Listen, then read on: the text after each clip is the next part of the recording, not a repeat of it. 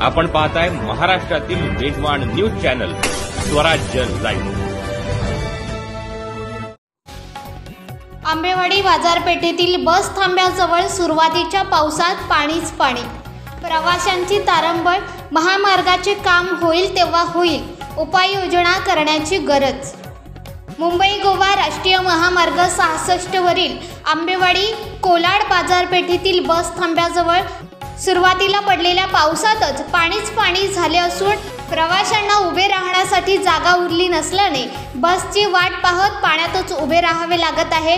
तर बस चालकांना कोठे बस उभी करावी असा प्रश्न पडत असून यामुळे प्रवाशांसहित वाहन चालकांची तारांबळ उडत असून महामार्गाचे काम होईल तेव्हा होईल, तात्पुरती उपाययोजना करण्याची गरज निर्माण झाली आहे, अशी संतप्त प्रतिक्रिया नागरिक प्रवाशांमध्ये होत आहे। स्वराज लाईव्हसाठी प्रतिनिधी अजय परदेशी, रोहा, रायगड।